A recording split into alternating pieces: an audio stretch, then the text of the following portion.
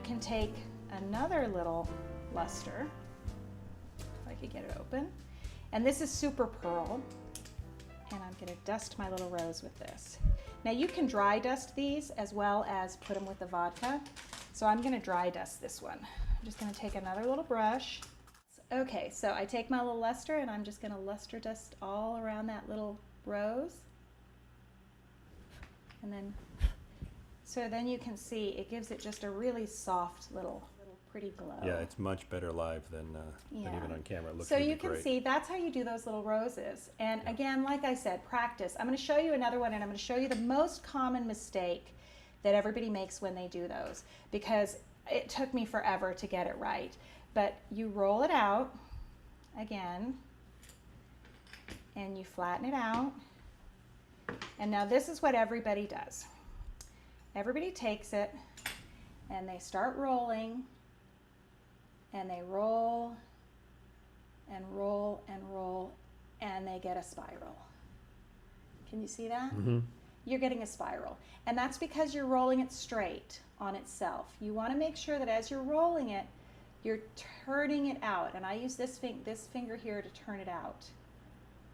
So you can see I'm kind of turning it out and making it, forcing it to go a little flatter so that I get that rose petal texture. See? Mm-hmm. And so that's what you want to do. And again, it takes practice. And a lot of times when you're starting out, you can take, because you can also do these on a cake. So if I were to take all my pink and mix it up so it's pliable. So like most things, it just takes a lot of practice. It just takes practice. All of this takes practice. And what's great about these things is they don't have to be perfect. They're so tiny. And when you see them all together on cupcakes, they look really pretty all together. And nobody's going to go, oh, look, that rose is not perfect, or that little handle is a little bit thicker on this side than on the other side. You know, that's not anything anybody's going to see. They're going to see the whole thing. So sometimes if you want to practice this rose, you can practice it bigger, which is like this. So I'm going to take this and I'm going to just do it bigger. See, and I'm going to bring it around and kind of open it up. And that's just a rolled rose. So you can see it's the same concept. There it is. And it's the same concept, only really, really tiny. So that's just a really simple rolled flower. I'm not even sure if you'd call it a rose. It's just a simple rolled flower. But it's the same concept of that. So if you want to try it bigger and practice it bigger and then start working smaller and smaller and smaller until you get the tiny little rose, that sometimes also helps. Excellent. Mm-hmm. All right, so to put them on the cupcakes, here I have my tray of cupcakes. I've iced them kind of flat because you want to have a platform for your cupcake, for your purses to sit on. Let's show them flat. So, can you show them? Oh yeah. Here. So it's kind of top. flat on the top. Yeah.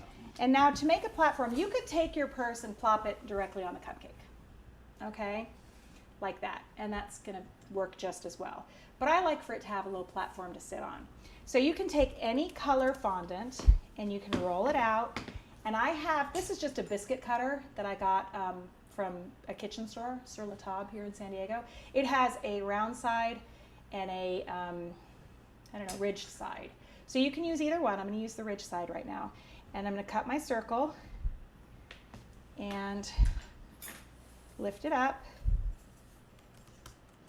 And I'm going to lay it on the top of my cupcake. If your buttercream is crusted, you might need to wet the bottom of this because buttercream sometimes crusts, so you need to get it wet to have it stick. So I'm going to put a little water on that, and then it'll go into and it'll stick like that. Mm-hmm. So there I've got my little platform.